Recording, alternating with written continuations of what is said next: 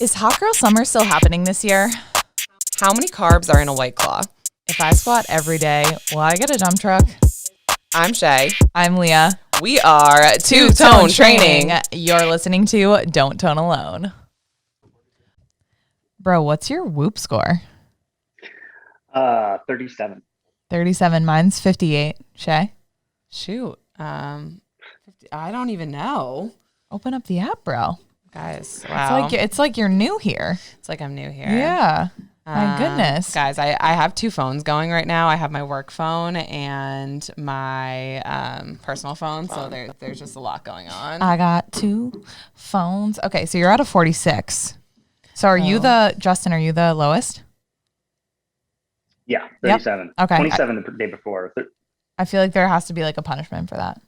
But we'll get into all that later. 50 burpees. 50 burpees. All right. That seems fair.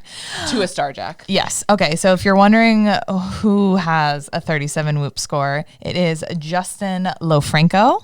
Did I say that right? Did I get that right? The CEO and founder of the Morning Chalk Up. If you don't know what that is, first of all, rude. Second of all, rude. Okay. Thank you. So CrossFit Journal covers all things CrossFit, all things fitness, health related. I feel like you guys are starting to like kind of expand your horizons, or that might just be us. A little bit. We're still pretty CrossFit specific. You know, we're niche. So we want to go super deep into the CrossFit world and talk about like all of its trends. Sometimes fitness tips, but a little bit less of that. Like we think of ourselves more news related. So like, is it worth a story? Not like, does it get you better abs? Which is, there's a lot of merit to that. Yeah, right. And everybody wants better abs, but there's a lot of people out there that's doing that, and we are out there saying, you know, we're going to actually tell you what's happening and like why it matters. So it's a little bit different. So how do you get better abs? He doesn't know. Okay, they don't cover that. Pierce. Yeah. I think if you ask her, she can set you up with a power abs program. Okay, thank you. No, but we're super excited to have you. We're big fans of the Morning Talk Up. We've been following. How did it all start? I guess I didn't realize it was as new as it is. Like I know I thought I was late to the game, but I guess I feel like to be honest, I was right on the pulse. Yeah. Yeah, 6 years. This February I started it, I guess. I left a career in politics. I used to be a two-phoner, you know. Got my BlackBerry. All right, you can relate. Got my other phone. BBM. I know all about it. What was your BBM away message? Showering, BRB. Snatching. No, it's like always available. Always available. We don't sleep. I lived in Washington D.C. I lived in Boston for a little bit. Oh my God! Wait, we didn't know this. Yeah, I worked for Mitt Romney. When he was running for president, Governor Romney, okay. Senator Romney now. Oh my God, we'll get into all that later. That's whoa. Yeah. So basically, I spent 7 years in politics. I lived in D.C. and then I hopped around for campaigns. And 6 years ago, or 5 years, 10 months ago, I started the Morning Chalk Up. I was like, you know, it'd be really cool to just like talking about CrossFit all day long. I know. Yeah. So I have to ask. Yeah, I know. It's such an interesting jump. Yeah. You're in politics and then suddenly you say, I want to start a CrossFit Journal. How? Why? Well, first of all, so my job ended. I was working on for another presidential campaign in Wisconsin, working for the governor. And this is the end of 2015, October. And he's like, hey guys, like ain't happening for me this year. I'm out. And I was like, man, I've been doing this for a while. And do I want to go to DC? Do you want to jump on another campaign? And I was like, you know what? I'm going to Italy. I'm going to go work on a farm. If y'all are still in the race when I get back, maybe I'll join one of you guys. And then, you know, we'll see. So it was like 2 months. I was there. I was in Norway. I was in Barcelona for a little bit, and I came back like working on farms. Okay, wait. Question: like Italy was the only farm. How old were you when this happened? Yeah, like when we were like, all right, screw How old am I now? Do you know how old I am? No. Honestly, not a day over 23. 35. Close. Wow. Okay, so how old were you when you're like, screw it, I'm going abroad? 29. Okay. Yeah. So I'd spent 7 years professional politics without like more than basically a week off at a time. And even that was rare. And I was like, yeah, whatever. I was going to go feed pigs and chickens. It's kind of the same thing as like working in DC. And, and I came back 2 days before Christmas, 2015. And I was like, no, I think I'm done. and you guys have a great race. And moved back to California. We've been with my parents as all super successful entrepreneurs at the penultimate year of their 20s. I did the same thing. You know what the pathway to success for me is? Starting a blog. And everyone was like, what? Good luck with that, buddy. Yeah. Like, you're never going to make any money with this. So like, so obviously you were doing CrossFit. Yeah, I started in 2010, actually. I started in the House of Representatives, in the basement gym of the House of Representatives, just like doing Helen on a treadmill, like all these other political operatives are like, the hell is that guy? What? Like, we knew everybody here was crazy, but that guy clearly this guy's on another level. A long time ago. Like, what is that burpee thing he's doing in the corner? He is weird. Wait, how did you learn? Were you like taking classes? Like, were you going to a box or like how? No. So it was 2006. Sorry, we got to go even further. Yeah, okay. No, take us back. A buddy of mine in college was doing CrossFit. He now owns Red Wolf CrossFit, Huntington Beach, California. But we met. He was my grade in at college, and basically he was like, dude, I found this great thing. It's CrossFit. I'm like, cool. We're both in the gym. And I did a workout with him once, and I was like, nah, man, that ain't for me, right? And he's all into it. He started then, and he's been doing it ever since. And then fast forward, 4 years later, in 2010, I saw that he competed at one of the events. Back then, it was called sectionals. I was like, boy, man, that looks super cool. How do I get involved in that? And so I just started doing it. I went like a lot of other people. I went to .com. I watched the videos. I looked at the instruction stuff. I cherry picked workouts to find something that I had the equipment for at my gym. And I was in the staff gym at the House of Representatives, Rayburn House office building, sub basement. My God. Doing burpees and kettlebell swings with the dumbbell and other things that look weird, kipping pull-ups, like in that, that like Cybex machine area where it's like everyone's got their thing and they're doing the flies. And I'm like, man, can I cut in? And I'm like, it's like, no, you can't. Oh my God. Props to you. I'm like, all right, here you go. Oh my God. And then eventually after the Romney campaign, I was like, you know what? I really suck at this and I need some professional help. And so I joined a gym. Just so honest. I just honestly suck at this. Yeah. I'm like seeing myself in the mirror. I'm like, I look hideous with these movements. Like, that's not a squat. I'm like, I'm seeing like Camille LeBlanc-Fasonnet over there doing like perfect squats. Yeah. I was like, basically like walking into a salon. I was like, how do I get Brad Pitt's hair? Just show him the photo. Like this. I'm like Rich Froning. I'm like, hey, can I do that? Can you show me how to do that? I was like, I got like 25 minutes between my next meet before my next meet. Carry the one. Yep. Just enough time. Yeah. He's like, yeah, we can perfect. And it's like, yeah, we'll have you over at squatting 300 in no time. Yeah. No worries. There you go. Wow. So that is 2010, 2012, I joined an affiliate. So I've already been CrossFit for a long time. End of 2015 is when I started. Okay, wait, that's amazing. Okay, so then you move into your parents' house and you're like, I'm gonna start blogging. Yeah. What's the first blog post? Yeah. Well, we didn't. So I'm sure you're both. I imagine I'm gonna take a stab here. Familiar with the Skim? Yes. And so I was like, oh, the Skim. I was like, that makes sense. We could do that for CrossFit. We could be this punny, sort of colloquial, fun, engaging place, but a way to bring all the disparate parts of CrossFit together into one place. So you just wake up every day and you're like, hey, now I know what's going on, because CrossFit HQ's got its thing, but like blog XYZ in Europe's got its thing, or athletes are on Instagram talking about what they're doing, but no one's putting it together. So I was like, you know what? We're just going to send out a newsletter every day. So what it was started as was just a newsletter. That's still our number one thing. That's still mostly what we do, is create a newsletter, and we're just going to tell you what's up. And you're like, it's like talking to your friend, like, in between lifting reps at your gym, who like knows everything that's going on in CrossFit. Like, that's the whole point. Right. Like, that's what it was started as. And we have them in politics. And so I grew up in politics reading them every day. I'm like, all right, like, this is what's happening. This is what's relevant. And when we grew up a little bit more, our tone and our vocabulary and our diction just got a little bit more authoritative, because we became a little more authoritative. And so we were being a little bit less punny.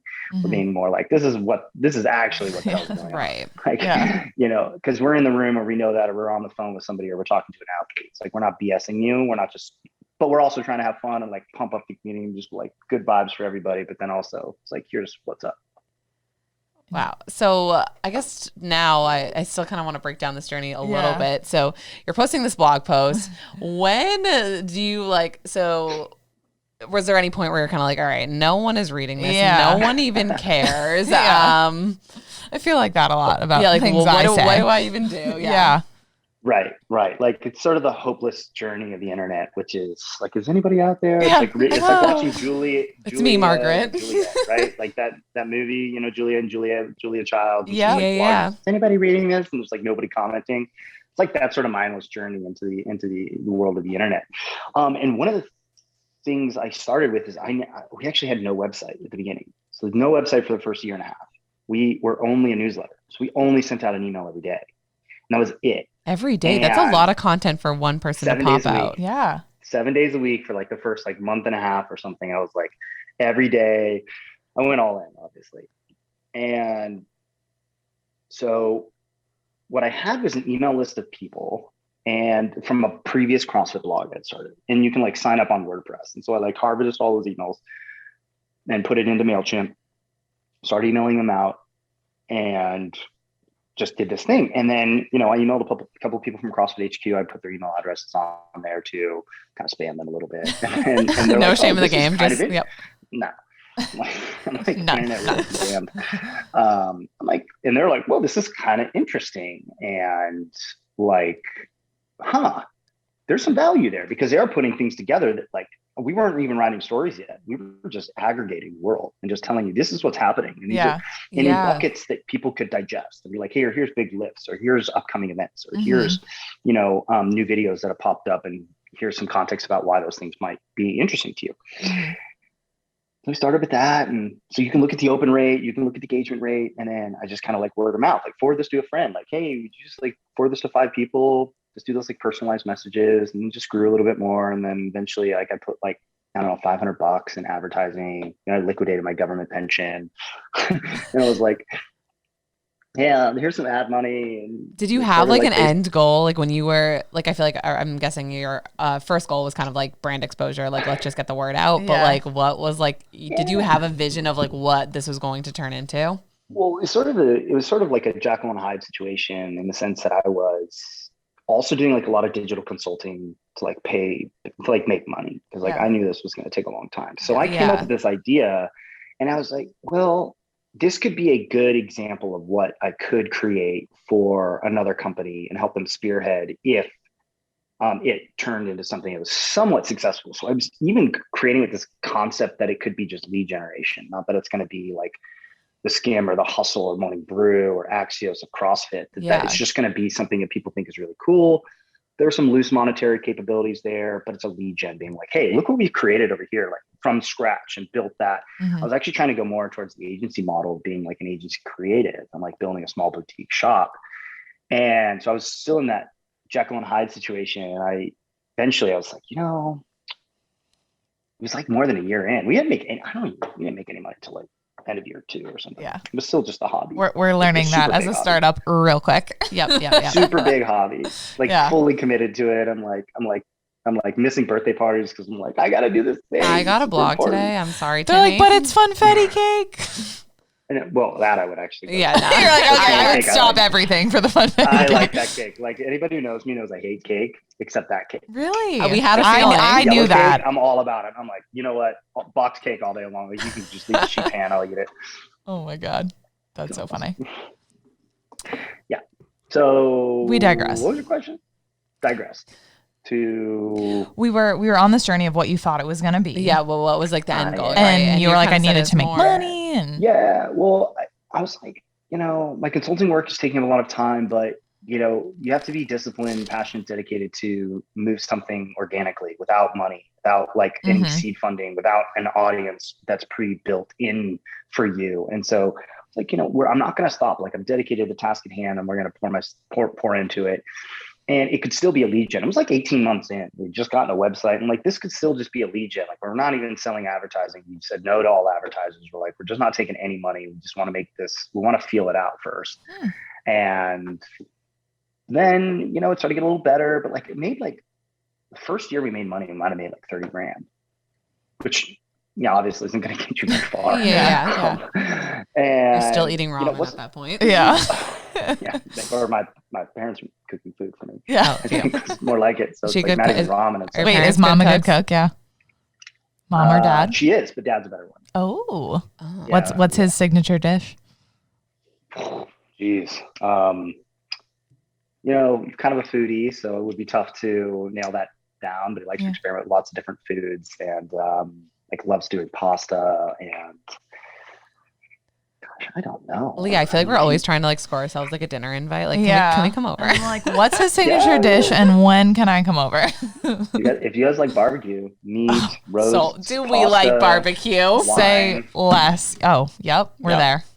With a bib. That's kind of like Christmas. A bib, fork, and here. knife. You had barbecue food on Christmas? Well, we smoked a large prime rib, and then each piece was like larger than the plate. It's like God, Leah, what time are you out on Christmas Day? Yeah. So I think get we're out at teaching 1 in the morning, and then we then could probably make it there. Okay, yep, okay. But the time change, you guys would be here in like 3.5 hours. Oh, all right, it's a date. Okay, perfect. Austin to Austin. I know. Hey, That coming, did you? love that. We keep getting distracted by food. First it was cake, now it's barbecue. Okay. On a tangent. Anyway, This is on brand for us. Yep. So I didn't really know yet, and I didn't. And that's if you're like listeners who are like starting their own gig, or you're like, you don't have to know. Now, I think having a ship without an oar is a really bad idea, generally speaking. But the oar doesn't have to be so specific that you already see land, right? Like you can be exploring a little bit and like moving around, like be Magellan, right? Like Magellan didn't know where he was going, but he's like, hey, I know there's something out there. I know if I go east or west, like I'll run into something pretty cool. Yeah, I feel like that happens a lot with us too. Like people I feel like we have like had business coaches and even like friends who have their own thing, and like props to them. So I was like, what do you guys want to do with two-toned? And like, we have like a general sense, but we're not like this by X by We're Y. also horrible with directions. So so like honestly, But I mean, it's kind of like that quote of like, be willing to take the first step without seeing the entire staircase, right? Yeah, totally. And I didn't know that to begin with. I knew where we could go. I knew that there was possibilities on the horizon. I said, well, I mean, technically it could turn into this or could turn into that. And I, thought and kind of surveyed the landscape and said, well, these could be some potential directions. I'm going to keep a lot of ideas. And I did this like exercises, mental exercise all the time where I'd write like, if I had $1 million in the bank account, what would I do with it? Because one day you might. Oh, and you're like, but you should also think about, it's not just what's in the bank account. You might do $1 million a year in revenue. You're like, well, what would you do with it? Same question. It's a rhetorical exercise because it doesn't matter if it's $1 million, because in reality, you're like, well, not any one of these ideas is $1 million. It might be 50,000 a year is one of these ideas. And so that's when you start like writing them down, you're like, would that really cost you $1 million? And you're like, no. Okay, so maybe that is a reality, or maybe that's something you're passionate about. Maybe that's something you're capable of doing. So I did this all the time. I had like 40 or 50 ideas. I was like, hey, for $1 million, and you look at them, you're like, wow, you could probably do like 5 of them for $1 million. Or you could do 1 of them for 50,000 or whatever it is. Point is, don't put a ceiling on your thinking. Like, don't cap it off. Yeah. So you pick $1 million because like for small timers, you're like, $1 million. Whoa. What would it? Whoa. Like I would have a staff and I would have a cook, a butler. I would have Shay fanning me. I was like, Leah would be said butler. Right. But that's the point, is to think like, okay, what would you really do if you had all that cash? You're like, oh, well, so that's what I did. And I said, well, any of these directions sounds super cool. Let's see where we go, and just try to like have core values and just like, and like move in the direction of core values. Right. And if you're doing that, you're going to be just fine. Like, don't kill yourself either, but like kill yourself as much as you want to. Wow. So like where, like, I guess what happened, like when was like the turning point? Like when did the Morning Chalk Up become the Morning Chalk Up? And like when did the definitive article "the" come in front of it? You're like, when was it "the," not just Morning Chalk Up? Right. Like, it kind of happened after the 2018 CrossFit Games in the summertime, when I got this like phone call from Greg Glassman. He's like, hey, JLO. JLO. That's your nickname? Yeah. Oh my God. I'm Chalk so Up much JLO. sense. Okay. That's my Instagram. Chalk Up JLO. Yeah, duh. My Twitter's just JLO. JAYLO. And people are like, oh my God, it's JLO. And second most famous JLO in the world. Yeah. Wow. I agree. So Debatable that you're the first, but anyways. Well, she's had her ups and downs. I've had a fairly steady ride. Yeah. I take pride in that. Going. Like, I'm consistent. Just one follow better every year. I love that than I was the year before.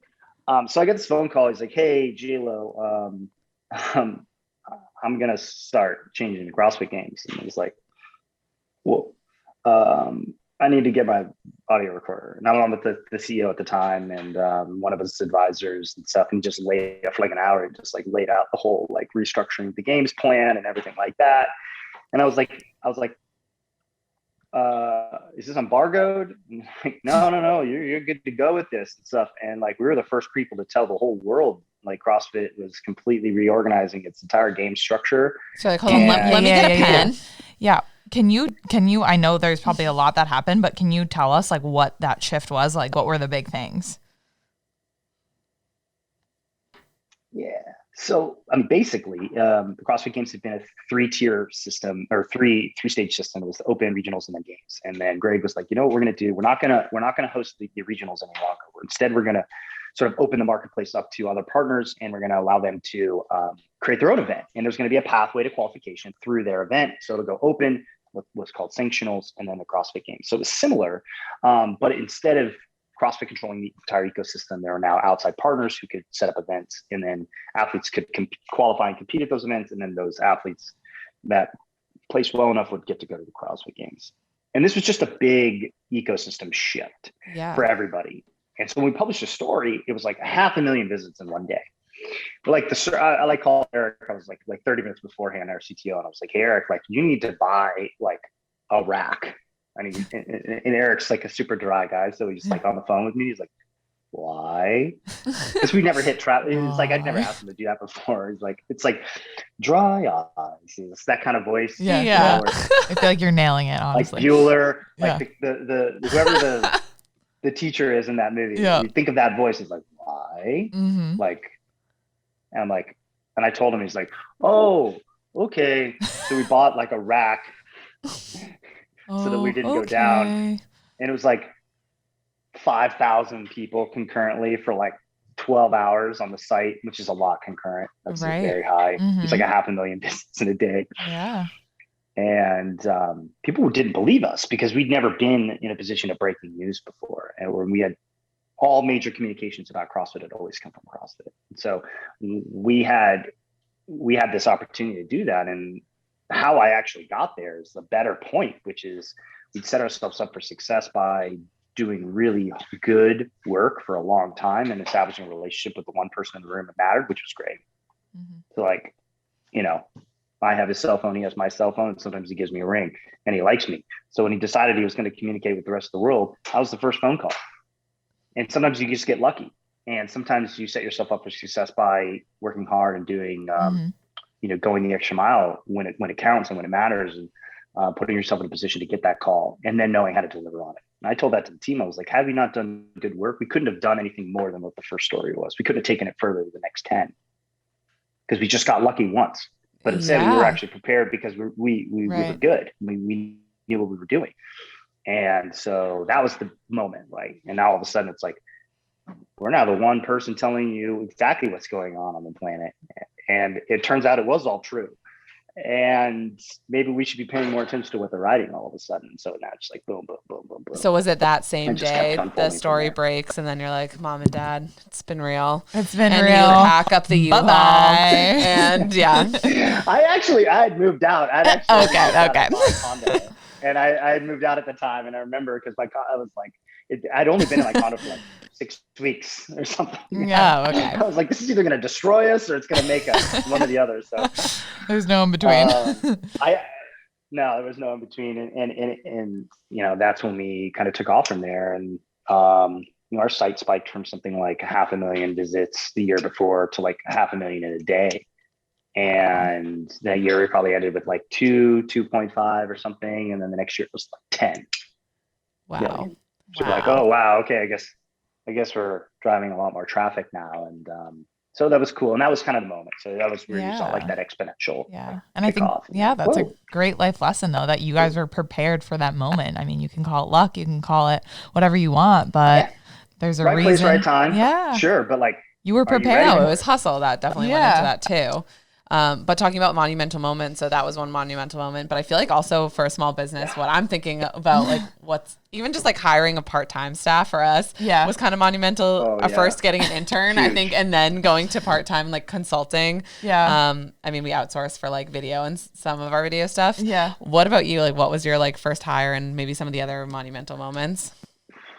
So, we did like a lot of when we start writing stories, ourselves and like actually putting them together. This is still way before this 2018 moment. Yeah.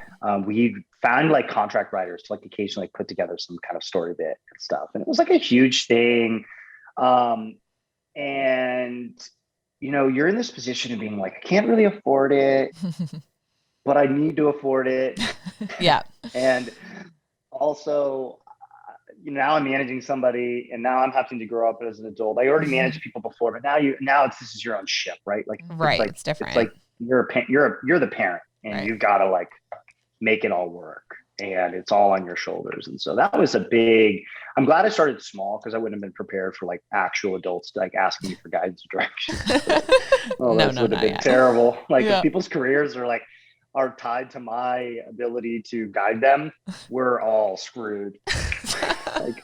You don't give yourself enough credit. They're passionate about CrossFit. Well, once I did hire somebody that was going to show up every day though for like 3 or 4 hours, it was a big moment. And I should have taken risks like that earlier, I think, in retrospect, but that's easy to say now because you're like, hey, it worked out. Yeah. Right. Back then you're like, I'm not sure it's going to work out, and you're no guarantee it's going to work out. But having people doing things that expand your capabilities is like, all of a sudden you're like, whoa, I remember I didn't take a day off for like 4 years. Oh my God. Wait, so what was your first hire? Who was it? Like what? This girl named Jessica. She came in to like take over the daily newsletter management, and I was still going to write stories. She was going to write some stories, but she was going to begin to aggregate for the first time. And I think this was like somewhere in year 3, and I didn't publish the newsletter once for the first time, like as Justin like didn't execute the whole thing in like 3 years. Wow. And even though we moved from 7 days a week to 5, but I was like, oh my gosh, I'm taking tomorrow off. I don't have to put the bow on it once she got trained. Yeah. And I still was super, super involved because there's only 2 of us. And I couldn't believe it. Like, I was like, were your family and friends like, finally we get to see you? Yeah. Pretty much. I didn't know friends anymore at that point. Though. It was just me in my apartment. Yeah. And my barbecue. It was crazy. That was a big moment. And I think that anybody who's done something super hard for a long period of time, they're like, whoa. And when I took a week off, the first time I took a week off was like next level. Like I didn't even realize what that felt like. I barely even took the week off. I think I was still like plugged in. Yeah. I couldn't even. Yeah, you're like, I'm off. Getting to that really point off. where you actually have full time, and then once we hired a full time staff, like a W-2, it's like careers tied to you. You're like, that is a whole new thing. Like even just your first employee, you're like, that's a big deal. Yeah, who like checks in every day, and you're like, wait, you're back? That's how I felt about Leah. You came back. We live together. I have to. I don't know. Like, why do you still work here? I don't know. Yeah, there's something. Thank you for showing up today. Yeah. Oh, that kind of thing. No, again, like it's kudos to what you built. So I want to dive a little bit deeper into like what makes a morning chalk up story. Like, how do you decide what's post-worthy, what gets cut, what doesn't? Yeah, what's headline, what's fake news? Yeah. Like, what do you give us the tea, JLO? So you have to ride this fine line between like how serious you're going to be and like how much do you want to please other people, or please your audience, I should say. And so we try to ride a fine line between that. We have a handful of distinct audiences. So number one is like an elite athlete. So we have elite athletes that read us that like get a better take on what's going on. We have coaches of those athletes. So they're kind of in the same category.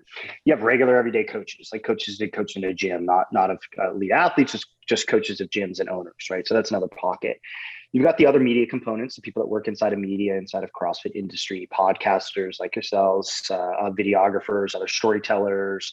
And then you've got people that work in the industry. So people that work at Fit Aid, people that work at Nike, Reebok, and CrossFit HQ, and other areas like that. And then the majority of the people that read it are everyday CrossFitters. So you look at the newsletter, I mean, you look at it from those 5 buckets, you're like, all right, so what are we putting in there that serves each one of those audience distinctly every single day? Yeah. So you got business owners that want to know more about business trends or about affiliation or like business of being in the fitness industry. And you want people that work in the fitness industry to know more about what's going on in other parts of the fitness industry. And then you've got, media people that just want to know what are the major headlines, what are the major takeaways, what things matter, who hit big lifts, et cetera. And then the CrossFitter that has a general mix of being a fan of the sport, plus being a fan of the community, plus wants to know about positive, uplifting news inside of CrossFit, et cetera. So we pick things that are like, look, it's pretty basic. Is this story easy enough to tell in 2 sentences? And then are we going to spend the next 8 sentences bullshitting? If that answer to that is yes, then it's not a story. It's just going to go in speed reads or in the community section of the newsletter. If the answer is no, like I got to know more about that. Well, then it's a story. It gets a headline, it gets an image, it gets an interview, it gets to sit down, it gets processed, it gets us to unfold it.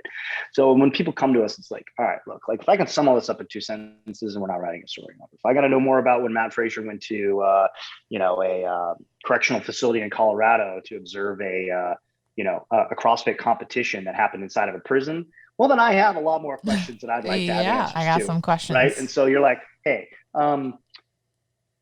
can we get on the phone? Because I'd like to know more about that. And I think a lot of other people would. And I'm a consumer of our media too. So if I'm interested in it and I'm an everyday box person that just shows up in the box, I'm like, would I read that story? I'm like, yeah.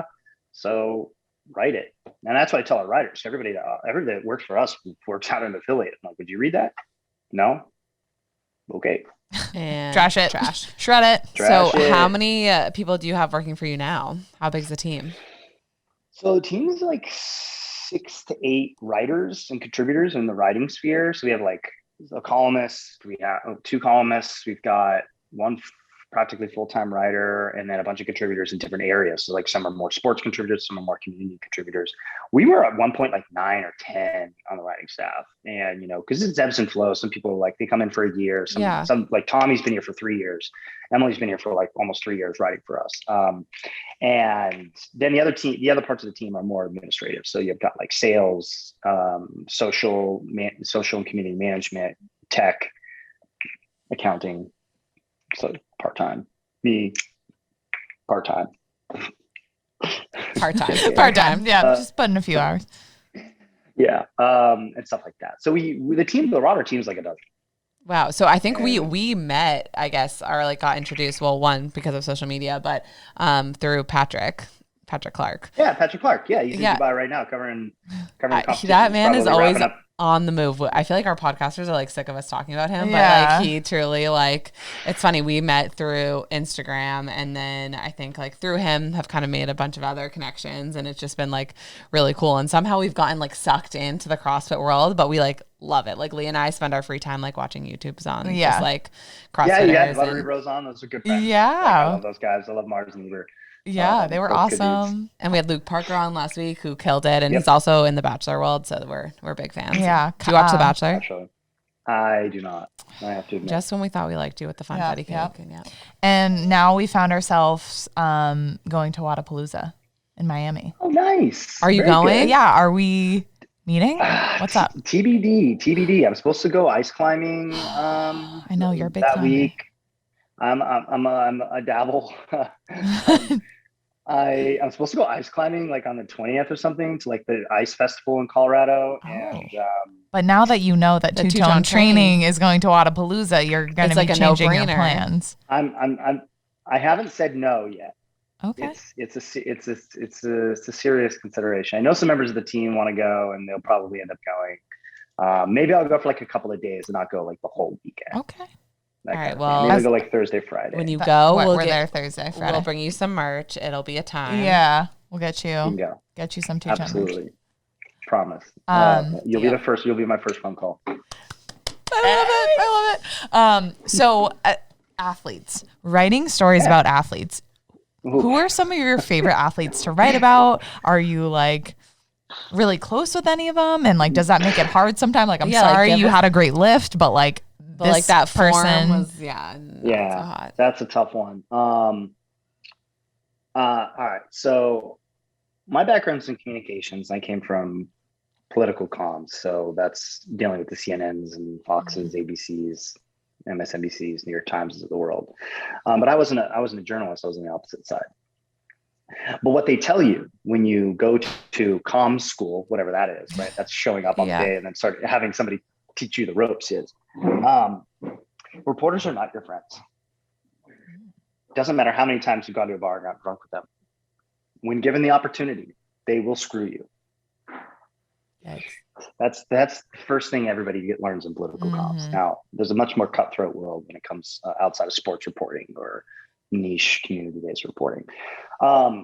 So that's not how we operate. However, you have to decide when you get into this game who you serve. Are you going to please your audience? Are you going to tell the truth? Are you going to make athletes happy? You can't do all of them at once because at some point you'll be asked to choose a side. So it's better to choose a side on day 1 than on day 101. So our side is, you may not like it. Is it accurate? Is it true? Is it relevant? Doesn't matter. Do people need to know about it? The answer is yes to those things. It doesn't really matter if the person doesn't like it or not. Yeah. Wow. Don't get into media if you want to make friends. Wow. That's tough. At some point you're going to have to, obligation or ethics will require you to report on something about somebody you like, or you're going to have to make the choice to bury it. Yeah. So have you had like a lot of moments where there's tons where you're like, this is my friend and this isn't a great story, but I have to report the easiest thing to do is don't become friends with anybody. She's like, I'm going climbing alone. I'm going back to my parents' house. No, don't become so close to somebody that you can't make the decision of. Otherwise, you have to be able to explain it to that person, whether they like it or not. You have to be willing to give it up. So it's not something that happens a lot inside of CrossFit. In sports reporting, a lot of times people get rubbed wrong because they're like, man, I think you're like doing me dirty in that story. I'm like, hey, did we or didn't we? You got second. Yeah, I know. Like my mind right now. People care. Yeah, people care. They have an opinion about things. It's their story. It's their life. And if it's not being written the way that they want it, they're going to complain about it. None of this living on the internet thing that we all do nowadays should tell you that people aren't going to be butthurt otherwise. Right. Do you get it? Is a good chunk of your emails like that? People like kind of complaining? Nah. For the most part, we stay pretty far out of controversial things, but we do wade into them. And when you do, you have to be prepared and you have to make the choice before you publish it. And I told this to somebody else. It's like, what's one life lesson you've had from publishing stories? And they said, if you write for your critics, you will always A, fail, B, be unhappy. So the critical people out there that are like, are so-and-so going to get upset about this? So-and-so going to get upset about that? Be like, you know what? We're using the best information that we have available. And if you're going to write for your critics to make them happy and appease them, you will never be satisfied with your work. You just won't. Yeah. I mean, and so I don't live that way. And I tell the writers, I'm like, look, you can be as cushy as you want with anybody else. Yeah. Your choice. But when you sign up and you decide to publish something, you better be prepared. Like, I'm sure it's going to be great, but guess what? People mess up all the time. Doesn't mean you lay out their mistakes in front of the world's audience or the internet, the internet audience out there. But doesn't matter. Was it a mistake? Like, did somebody get shortchanged on the competition floor because somebody else made a mistake? And does it matter that gets buried or that gets reported? Maybe it's a lesson learned for other competitions, but maybe by reporting it, that person might actually get the opportunity to correct the record or for an opportunity to get a fair shake. That stuff matters. And that actually has implications when it comes down to other competitions in sports. What if somebody gets injured because of the fact that somebody, didn't think through an event properly, like squatting in the rain? Does that seem safe to you on a competitive level? Wow. On a slippery floor? Yeah, no, that's crazy. Probably not. Right. So yeah, you're right. That organizer may not love you for that. And you may be super cushy and just had steak dinner with them last night. Yeah. But it's not going to stop me from telling anybody about it. Wow, this is stuff like we don't even think about. Like, it's so interesting because we usually I feel like on the podcast we typically like, I don't know, have interviewed like gym owners and things like that. Yeah. So it's so interesting. Like, and also when you talk about it, it's one thing. When you write about it, it's like, there's like a thing. Yeah. When it's written, it's definitive. Right. And so people put a lot of scrutiny to that, and they're like, it was written, so it's a real deal. Like, where you're like talking, generally speaking, like you don't purport to be a journalist. Like people just generally speaking are like, it's cool. But like there's a headline, there's words, there are quotes, and everyone takes it super seriously. So if your audience, regardless of whether you take it seriously or not, your audience is going to take it seriously. You might as well take it seriously. Especially now that it's in the morning chalk up. Yeah. It's there forever. Boom. Boom. No, but I love how like that. Oh, sorry, go ahead. We actually did produce a newspaper, a physical print newspaper last year at the CrossFit Games. We need to get our hands on it. How'd that go? Because like it's just so crazy. The world is so video focused right now. It's like if it's not a TikTok, then I'm not gonna take the time to read it. Do you feel that? Yeah, but we also, I made this decision a couple of years ago. It's like, we're going to go all in on written word. Like, I don't see people reading less. I see people digesting a lot of video. Yeah. Right. But like, people are like, oh, newspapers are going away. I'm like, okay, maybe. And I was part of that wave. I was like, oh yeah, New York Times of the world or the Athletics of the world, aren't going to be here in 8 to 10 years. I'm like, well, they're bigger than they've ever been before. And the Athletics is worth like $1 billion. Fox Media is going to get bought or merged with, New York Times for like another $1 billion acquisition. And Axios is all written, and they really do any video. Well, that's not true. They do video now, but so we're super into print. Like, we're in written word. So I thought it was a cool gimmick. I would like print a newspaper the final day of the CrossFit Games. I went to the local newspaper facility and told them I wanted to print 10,000 copies, and it was at 6 a.m. So they must have loved you.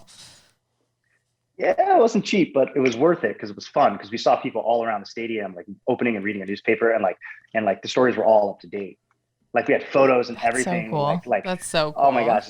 It was this cool thing. We had this experiential marketing like gimmick where like literally I filed the paper like at 9 p.m. at night the night before, and like had all the stories designed and there was a leaderboard, and it was like this giant photo of like Tia and Justin Medeiros, like fist pumping or whatever at the finish line. And it was all like, you're reading stories for the first time. You show up there and like you had these like old guys like sitting in chairs, like reading newspapers, drinking coffee and loving it. So it's like, it's okay to be a little analog, I think, sometimes. You know what? I love that. Like, we grew up, like, our dad got the newspaper every morning. Go to the driveway, you bring it in. Yep. Run it over with the car. Yeah, it's your turn. That's exactly right. Like, yeah, it's a throwback. It's a little bit nostalgic. When we wanted to produce the first newspaper ever dedicated to CrossFit. And had to did just that. Actually, after writing all these stories on these CrossFit athletes, like, have you ever like wanted to become like a pro CrossFit athlete? Like, has that crossed your mind? Well, absolutely. Like, the first day you get into CrossFit, you're like, I could go to the games. Yeah, you start to see I could win the games. Yeah. I could. I watched Tia Toomey's grocery haul, and now I know exactly how I'm going there. Yeah. So yes, I think anybody who does this gets. Anybody that started around when I started, I think was really like passionate, like super fire about it. And I was young. I was 24 years old or something. 24 years old when I started CrossFit.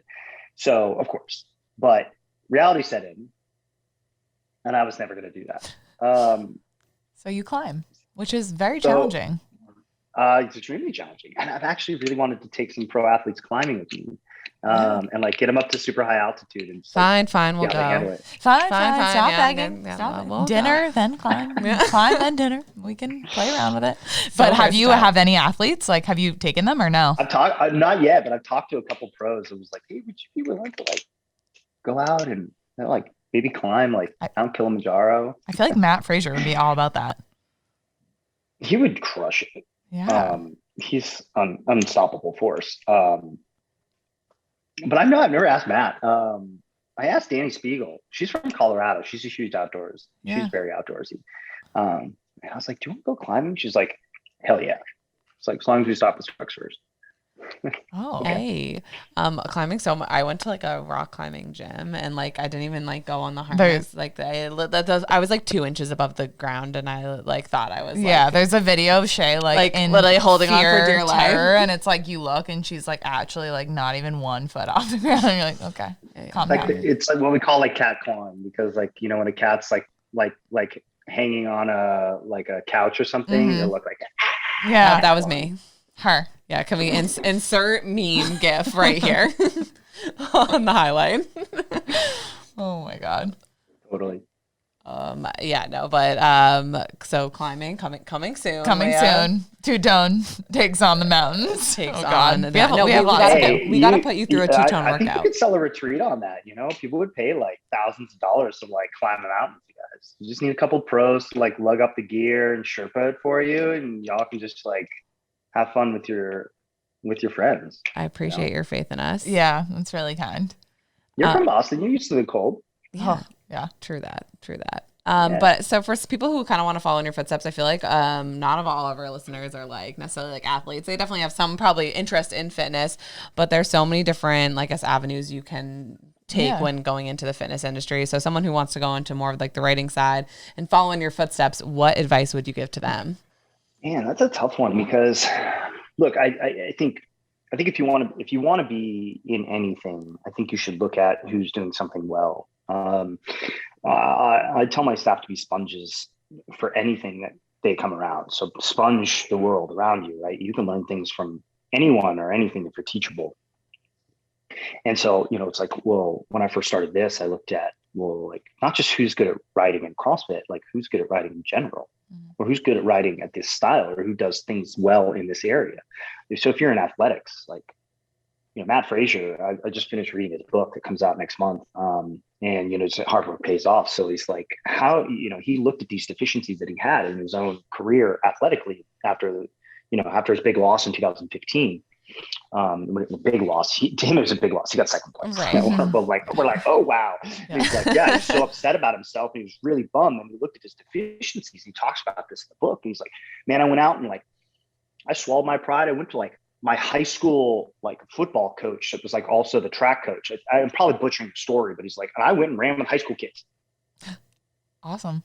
And you're like, and he's like fourth year, I think it was fourth year graduating, like, you know, with his degree in engineering from the University of Vermont.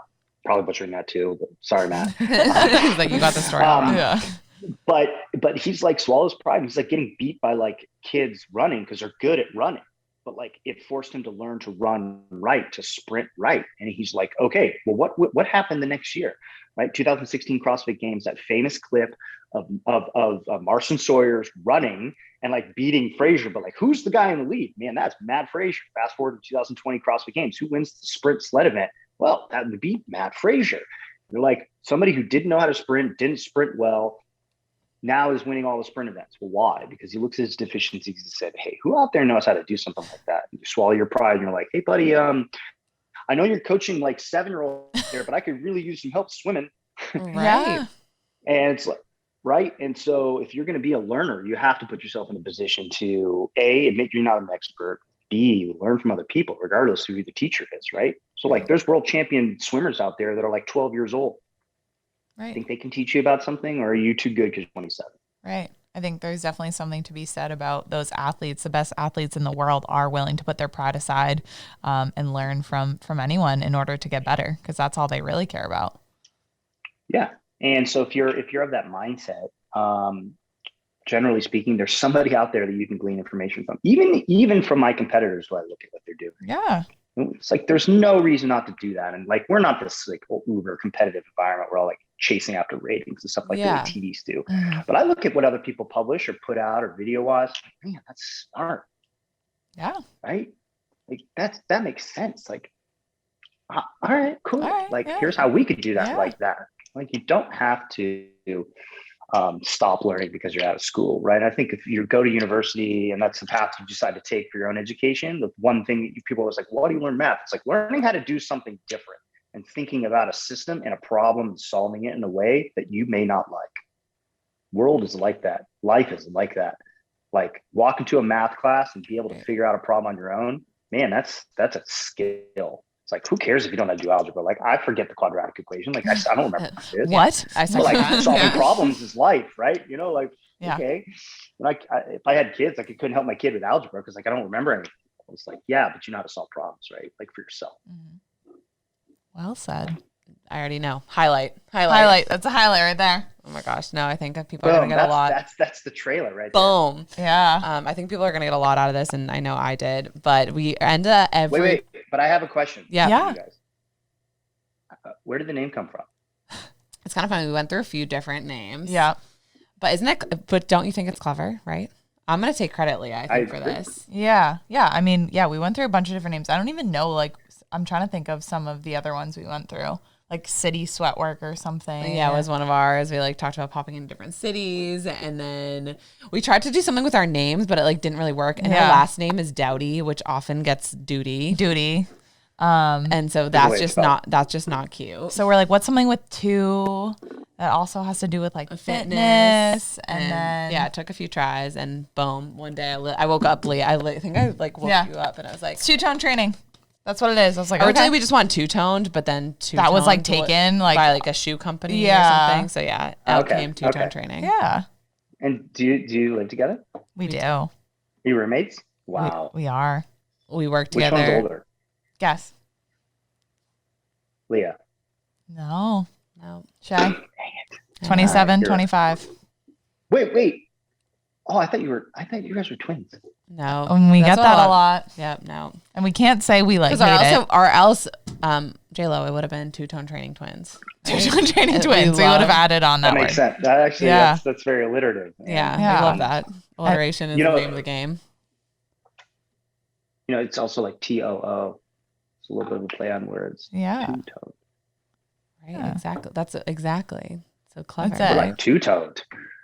Yeah, we're two-toned. Well, that's what I'm saying. Like, I feel like we're so toned. We're two-toned. We're two-toned. So clever. TOO. Yeah. Yeah, I think he's asking us to be writers for the Yeah, do you want to hire us? Because the answer is yes. Fine. Just the clever, any headline, we got you. They're all like alliteration. PSLs. Oh, hell yeah. Done. We pay in PSLs and barbecue ribeye steaks. Okay, sold. Speaking our language, my guy. All right, so JLO, we do end off every podcast with a little game. So this one is 5-second rule. Have you ever played that? Oh, so fun. Imagining it's one of two things. Either I'm going to drop something on the floor, pick it up in 5 seconds, eat it. We should do that, actually. I like that game better. Yeah, I like your version better. But no, what's going to happen is we're going to say 5 seconds to answer a question. Well, no, not quite. Not quite. You're getting ahead of yourself there. We're going to say a word, and then you're going to give us the first three things that come to mind within 5 seconds. Within 5 seconds. Yeah. All right, fair enough. And if you don't, then you get a point, and the goal is to not get points, basically. And if you get 3 points, I'll be the timer. If you get 3 points, you have to do 10 star jacks on camera. Is a star jack like a? Well, we can show you. All right. When the time comes, we'll show you a star jack. 3 things within 5 seconds. Yes. All right. I'm on timer. All right. So, are you ready? She'll say the word, and then I'll start time. Rest day. Cookies, chocolate, bakery. Wow, 3.85. Let's go. What kind of cookie? What kind of cookie? Funfetti? Chocolate chip, brownie, chocolate chip. I love it how he tries to go for 3. Chocolate chip and chocolate chip, double chocolate chip. Okay. YouTube vloggers. YouTube vlogger. Craig Ritchie, Tommy Marquez, Rory McKernan. Wow, that was like 7. Craig Ritchie was a good one. Oh, okay. Okay. All right. Well, 7? No, I'm kidding. No. He's like, that was so much faster. Yeah. Okay. No. I was saying you named like 7 people. I was kidding. That was well under 5. Yeah. Well done. Okay. Protein. Meat, eggs.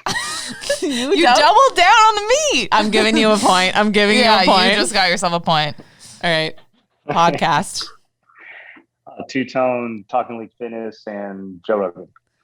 Wow. Okay, you're good. In the same sentence with Joe Rogan. Let's go. And your last one, gym apparel. Shorts, shoes, socks. Can't forget the socks. No shirt. No shirt. You don't need a shirt. Wow. You nailed it. Okay, Yeah. you did get 1 point though. So does he have to do star jacks? Maybe just one star All right, jack. what's it- One star Okay. jack just so we can see Do your you star wanna jack show? form. What- Okay, no, you Okay, go. all right. So It's like so. So you have to kind of like bundle together so that you can get some air. you ready? And then you all limbs leave the ground Ready? for your star jack. Hilarious. So yes, Okay. JLO, what does your star jack look like? Well, I'm a Leo, and no, that's not where we're going with it. No. All right, so it's like, Yeah. hold on. Like if I were a skier, Okay. Yeah. Yep. It would look good thing like I'm so. actually He's wearing- soft I'm and wearing soft like knees. normal pants. Yeah, too. wow. So I thought was nervous you weren't going to be wearing pants. He's probably wearing like a CrossFit Speedo. Yeah. Oh my yeah. God. Yeah. That's not a thing, by the way. But like, okay. I was like, should we get Should one? be one. oh, shit. No. Like, do you really want anybody to squats and burpees in that yeah. thing? Okay, you're right, No, you're right. Like box jumps in a Speedo. You're like, okay, Ooh. sorry. But do it Double for the up views. on Do it for the Speedo. views. All right. Ready? Let's see it. 3, Okay. 2, 1. He's a star. Okay. I love Well it. done. Oh, man. Round of applause. Round of applause. All right, so guys, if you are listening to the podcast on Apple Podcasts, on Spotify, whatever, what are the other ones? I don't even know, but whatever. Yeah, Wherever you're whatever. listening to this, you're gonna want to tune into the YouTube so that you can see JLo Starjack and give us a rating, 0 to 10. Yeah. Please. Please. No. Let me know where I can improve. Yeah, fair. Wow. I was looking for constructive criticism. I love it. All right. So this was honestly such a blast. So much fun. I told you it was going to be your worst podcast. No. Yeah, he said that. I was like, no way. No, you brought the heat. You brought the Starjacks. There's nothing else we could ask for. No, nothing. We hope to see you in Miami. Yeah, likewise. The ice Please- climbing can wait. Yeah, please plug yourself. Where can people find you? Where can they read the Morning Chalk Up? Ready, set, go. Instagram.com/morning chalk up. Also morningchalkup.com. You can sign up for our newsletter. Check it out. 5 minutes every morning, Monday through Friday. I'm going to tell you everything you need to know about CrossFit, motivate you a little bit, tell you some new things, get you on your day. Wow, elevator pitch. Nailed it. Love it. All right, team, you can tone from home, You can tone from your phone. but all we ask Is is that that you you don't don't tone tone alone. alone. Bye, guys.